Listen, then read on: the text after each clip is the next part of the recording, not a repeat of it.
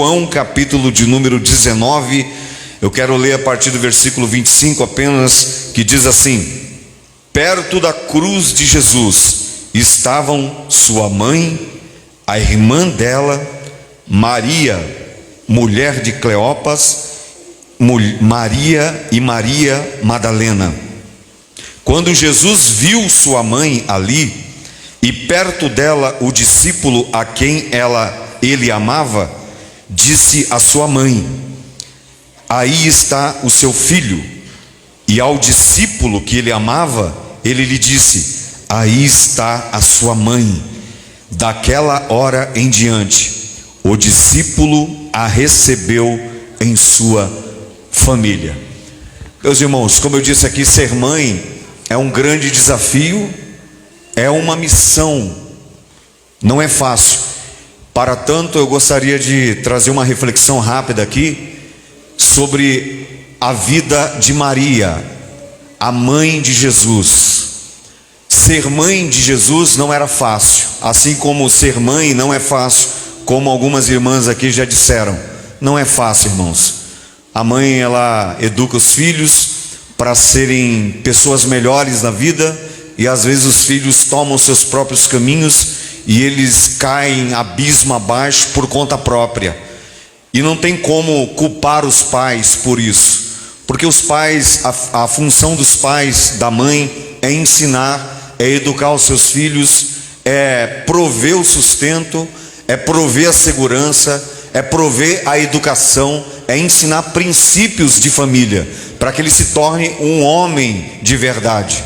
E um homem de verdade, um filho de verdade, um homem de verdade, é aquele que cuida da sua família, é aquele que zela da sua família, é aquele que preserva a sua família, é aquele que defende a sua família, é aquele que está junto da sua família, não só nos momentos de bonança, muito mais nos momentos de aflições, de tristeza. Então, ser mãe de Jesus não era fácil. Quando Jesus ele nasce, eles já tiveram ali alguns problemas, alguns percalços que eles tiveram que enfrentar, porque Maria, quando ela recebe do anjo Gabriel aquela mensagem, porque a palavra Gabriel quer dizer mensageiro, ele trouxe a mensagem dizendo que ela ficaria grávida, mas essa gravidez era do Espírito Santo. E o anjo tem toda aquela conversa dizendo: olha, dentro do seu ventre vai ser gerado um ente, ele é o Filho de Deus. Esse ente, ele vai padecer para livrar o povo da escravidão.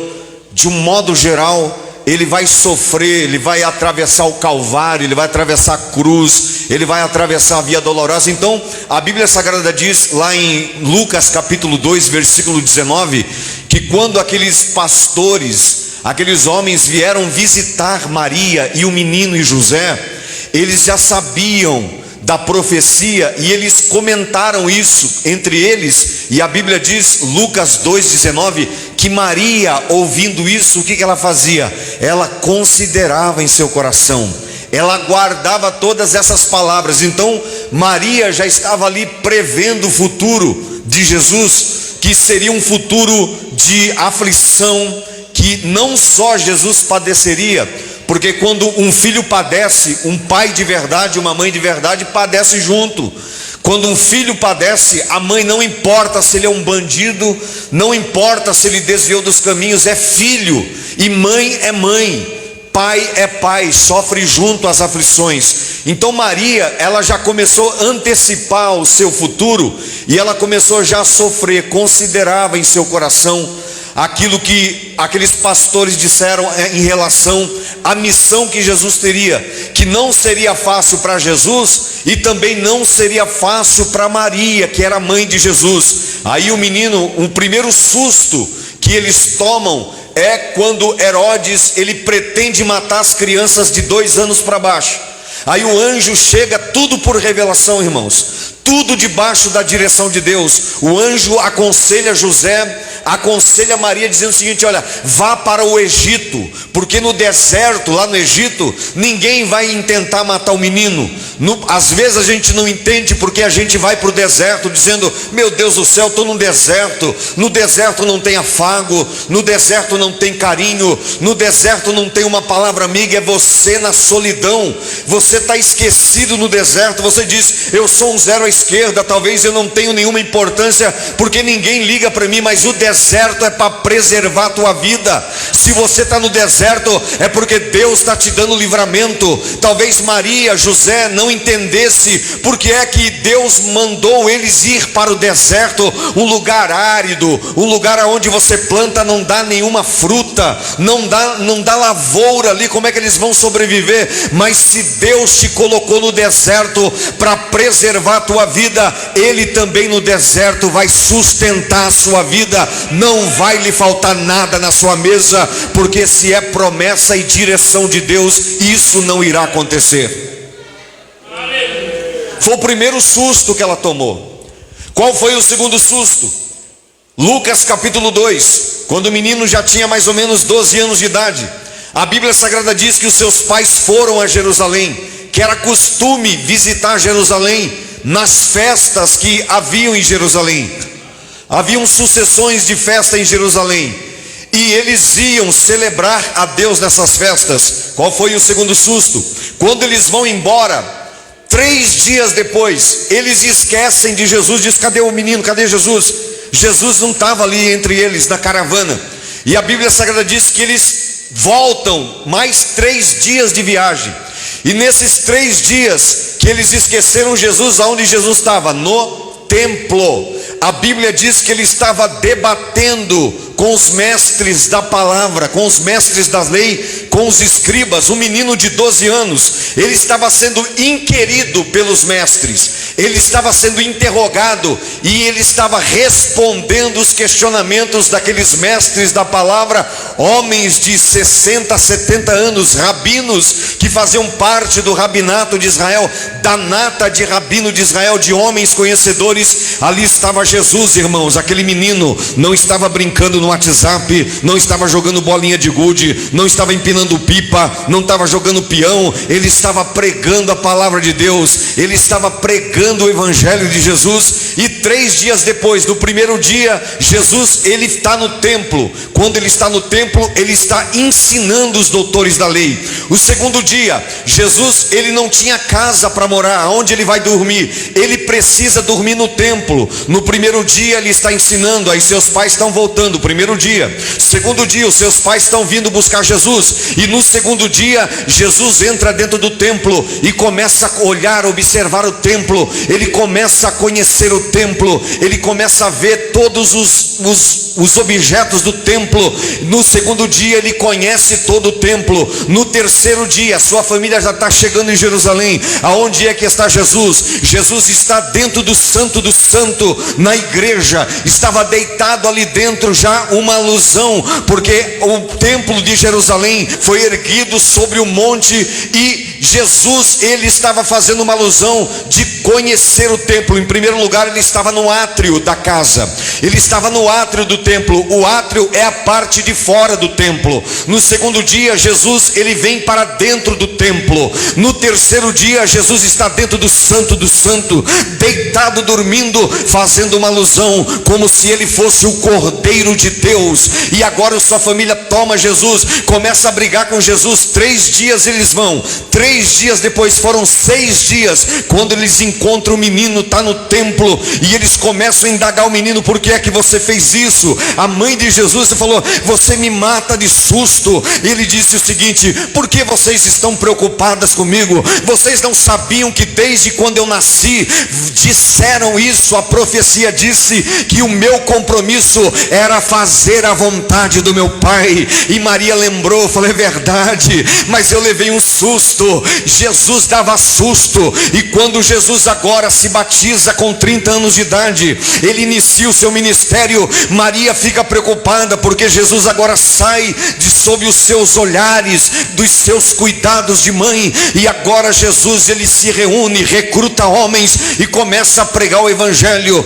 Uma certa feita, Jesus entra, Marcos capítulo 3, Jesus entra numa casa, começa a pregar o evangelho, e ele começa a curar ali, e a família dele vai até a porta procurando desesperado: aonde está Jesus? Ele saiu sem paradeiro, ele não deu satisfação de nada. A preocupação da mãe, da família de Jesus, quando eles encontram um alvoroço naquela casa, elas batem palma lá. Uma pessoa sai e diz: pois não. Eles disseram: olha aqui, eu sou a mãe de Jesus, e esses são os irmãos de Jesus, chama ele para falar, para vir aqui fora.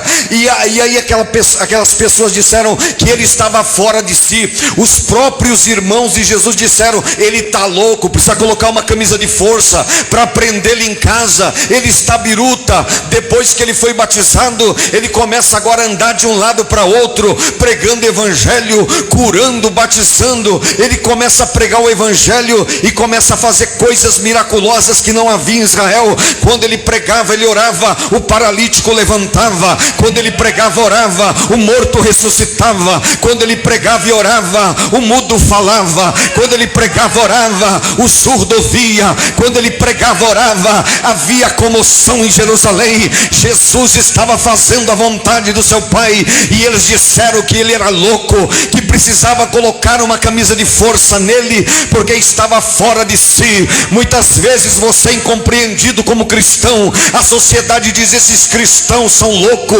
esses cristãos não estão com nada, esses cristãos são a escória, nós precisamos acabar com ele. E por que é que não acaba? Porque quando nós estamos na presença de Deus, fazendo a vontade do Pai, fazendo o que agrada a Deus, o mundo não vai te compreender, o mundo vai te perseguir, o mundo vai dizer que você é louco. Mas nós somos loucos por Jesus, nós somos loucos pela cruz, nós somos loucos para adorar esse Deus. Nós estamos fora de si. Aí sabe que Jesus responde? Jesus está ali dentro da casa. Olha, Jesus, pois não, interromperam a palavra. Tem um pessoal aí dizendo que a sua mãe e seus irmãos aí vieram te buscar aí, à força. Jesus virou para a multidão e disse: a minha mãe e os meus irmãos são aqueles que fazem a vontade do meu Deus. Olha a resposta. Aí de repente uma mulher grita: bendito é o ventre que te gerou e o peito que te amamentou. Aí Jesus não gostava de elogios, ele disse: bendito é quem faz a vontade do meu Pai. Bendito é quem faz a vontade do meu Pai. Ser cristão não é ficar bajulando ninguém. Ser cristão não é você ficar adorando personalidades evangélicas. Cristão de verdade, ele não aceita elogio, porque se ele aceitar o elogio, ele já recebeu o seu galardão aqui, e lá no céu ele não vai ter mais galardão. Era assim que Jesus fazia, dava sússimo, porque ser mãe de Jesus não era fácil. E agora, quando Jesus está no Calvário, quando ele está atravessando a via dolorosa com aquela cruz, foi sentenciado. E a Bíblia diz que quando ele foi acusado, ele foi levado na presença de Pilatos. Pilatos não era só governador, Pilatos era um magistrado, conhecia as leis romanas, ele conhecia as leis cívicas, a área jurídica ele conhecia como na palma da sua mão. E ele começou a interrogar Jesus. E qual foi a acusação de Jesus? Que os religiosos apresentaram a Pilatos: por que é que vocês me trouxeram esse homem? Qual é a acusação? Ele está dizendo que é rei dos judeus. Ah, mas isso não é passível de pena nenhuma. Ele é só um louco, dá uma chicotada nele e manda embora. Não, ele precisa morrer. Mas qual é o crime dele? Jesus disse: vocês estão me condenando, porque quando eu digo para deixar vir as minhas crianças, porque delas é o reino dos céus, essa é uma mensagem perigosa, essa é mensagem que merece cruz. Quando eu digo vocês, quando seus inimigos tiverem sede, dá de beber, se tiver fome, dá de comer, se eles te obrigarem a caminhar 1 milha, vai 2 com ele. Isto é mensagem passível de penalidade, de pena de morte. Esta é a minha mensagem quando eu prego que o reino de Deus é chegado até vós, um novo estilo de vida. O que matava não mata mais, o que roubava não rouba mais, o que se prostituía não se prostitua mais. Isso é passível de pena de morte. Quando eu prego o evangelho e digo que eu vim interpretar a lei, eu não vim destruir a lei e os profetas, mas eu vim cumprir. Não foi dito aos antigos: não matarás, porém eu vos digo, aquele que olhar com intenção no seu coração e odiar o seu irmão, você já assassinou ele. Isso é passível de pena de morte. E ele foi condenado, irmãos. O terceiro susto que Maria leva, porque ser mãe não é fácil, e ser mãe de Jesus não era fácil. E quando ele está indo na via dolorosa carregando aquela cruz, Maria chorando, as mulheres chorando, aquelas mães chorando, junto com Maria, tentando consolar Maria. Jesus olha com aquela cruz nas costas para Maria e para aquelas mulheres, dizendo: mulheres, não choreis por mim, chorais por vós. Chorem porque virá um tempo difícil de aflição, chorem por vós. E quando Jesus é colocado naquele madeiro, que é pregado aquele escravo nas suas mãos, ele começou a tremular, ele começou a ter fibrilações tremulantes na base do ser. Ele começou a suar frio, a sangrar, e ao mesmo tempo sair água do seu sangue. Ele começou a ter muitos sintomas ali de febril, e ele tinha febre, caía a pressão dele, ele estava sofrendo ali. Maria ali considerando aquelas coisas de baixo, não podia fazer nada. Tem momento às vezes na vida de uma mãe que ela vê o filho sofrendo, ela quer tirar a dor do filho, mas não consegue. O filho está na UTI ali entubado porque sofreu algum acidente, e a mãe está ali presente, as pessoas falando: você ainda dá valor a esse filho teu? Ele não te respeita, ele te abandonou, foi fumar maconha, foi usar droga, foi roubar, você ainda dá valor? Mãe é mãe, meus irmãos. Mãe ainda é mãe, não importa o que o filho faça, não importa o que as pessoas afiram, a forma que eles aferem. Quando você é mãe, você tem o sentimento de dor do seu filho, você quer de qualquer forma arrancar a dor. Maria queria tentar arrancar a dor daquele filho. O desejo de uma mãe é dizer o seguinte: eu quero estar nesse lugar do meu filho, deixa Deus sofrer no lugar dele, porque mãe é mãe. Ser mãe é um desafio, é uma grande missão, é um privilégio. E Jesus, ele teve uma mãe que foi uma mulher de verdade, que não abandonou ele, só não pôde fazer mais porque não estava na sua alçada. Segundo susto, terceiro, quarto, ele está ali naquele madeiro, a sua mãe chorando, sofrendo, e Jesus ainda tem uma palavra de consolo. Jesus, ele olha para Maria, versículo 25, 19. Perto da cruz de Jesus estava sua mãe. A mãe não abandona, irmãos. A mãe não abandona o filho. A mãe não abandona. Não importa a circunstância, não importa as adversidades, os encalacramentos que os filhos se colocam muitas vezes, a mãe está sempre junto. É a mãe, irmão, às vezes nem o pai, é a mãe. Porque o pai às vezes ele não tem o mesmo sentimento, ele não sabe expressar o que uma mãe expressa. Porque quando Jesus ele morre no Calvário, ele diz: Deus, por que me desamparaste, Pai? Por que me desamparaste? Até Deus virou as costas, mas Deus, ele olhava para Jesus não com desprezo, dizendo: foi o desafio que você aceitou. Você queria isso, meu filho, você tem que ir até o fim. Então o pai, ele é mais cético em relação a isso. A mãe não, a mãe é mais coração. Se eu pudesse, eu estaria no seu lugar. Jesus olha para Maria, e perto dela o discípulo a quem ele amava. Quem era o discípulo que ele mais amava? Ele amava a todos, era João. João era o discípulo que na mesa da ceia, ele inclinava a cabeça no peito de Jesus. Isso é intimidade. É o que falta muitas vezes para a igreja, para nós, ter intimidade com Deus. Jesus amava todos os discípulos, mas esse discípulo era especial.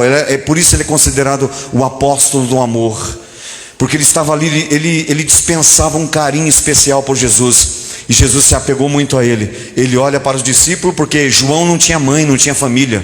Porque ser discípulo, às vezes, irmãos, às vezes nós somos desprezados, os nossos pais às vezes morrem, e a gente se sente abandonado. Mas a Bíblia diz que por mais que um pai ou uma mãe despreze, abandone o seu filho, que coisa que ela não faz, Ela não faz, mas se porventura ela vier desprezar o filho, quando a Bíblia fala, quando a mãe despreza o filho, não é que despreza, é que às vezes ela morre e o filho fica órfão. Deus diz: se a tua mãe acontecer isso com a tua mãe, eu vou te acolher, eu vou te acolher. E em João se cumpre essa palavra. Pode uma mãe, amamentando o seu filho que gerou no seu ventre, abandonar o seu filho? Se porventura ela vier abandonar, eu te acolherei. Ou seja, se ela morrer, se você ficar órfão, você disser assim: agora não tenho família, Deus está dizendo: eu sou teu pai, eu sou a tua família, a igreja é a tua família, a casa do Senhor, os irmãos são a sua família, e nós devemos tratar os irmãos como nossa própria família. E Jesus disse: olha, você não tem família, João, você não tem mãe e pai, porque você perdeu, não tem irmãos. Eis aí a tua mãe. Eu cedo agora, eu concedo a você este privilégio aí, a minha mãe é a tua mãe. E ele olha para Maria, a mãe dele, e disse: mãe, olha aí o teu filho, eis aí o teu filho. E daquele dia em diante, sabe o que aconteceu? Porque José já estava morto. Os irmãos de Jesus não iam cuidar de Maria, e o discípulo que ele mais amava, a Bíblia diz que ele recebeu em sua casa. Ele começou a cuidar de Maria até o fim da vida de Maria. Maria, já de cabelos brancos, foi cuidada pelos discípulos de Jesus. Olha que consideração. Ser a mãe de Jesus não é fácil. Ser mãe na vida não é fácil, irmãos. Ser mãe não é fácil. Ser mulher não é fácil. É um grande privilégio. Mas ser mulher e mãe não é fácil, mas é prazeroso, mas é uma missão, é um privilégio de poucos, porque tem pessoas que querem ser mãe, às vezes são estéril, não pode gerar filhos, a sua madre está fechada, fazem terapias, fazem tratamentos, passam anos fazendo tratamento para poder gerar filho. E às vezes as pessoas não entendem que às vezes não é o tempo do Senhor. Você precisa amadurecer mais. Você precisa crescer mais. Porque Deus, ele não vai dar um carro para uma pessoa que não tem carteira. Deus não é irresponsável, então ele nos prepara. Então tem situações da minha e da tua vida que são livramentos de Deus. Por que é que Deus não fez? Por que é que está demorando? Por que é que eu estou aqui abandonado? Você não está abandonado. Deus não te abandona. Ninguém te abandona. Tem momento da minha e da tua vida que é necessário ficarmos no deserto. Porque no deserto nós estamos sendo livrados de alguma coisa. No deserto, Deus está forjando o caráter dele. Na solidão, Deus está forjando o caráter de Cristo. Porque o maior desejo de Cristo não é te dar bênção, irmãos. Isso aí é consequência de uma vida honesta. O que mais Deus ele quer, está lá registrado nas cartas, que você chegue na estatura de varão perfeito, ou seja, na estatura do Filho de Deus, que você chegue não só no conhecimento, mas na estatura, como Jesus foi, você tem que ser, como Jesus agiu, você tem que agir. Como é que Jesus ele aferia as pessoas, você tem que aferir. Quer aprender a tratar bem as pessoas? Observe Jesus.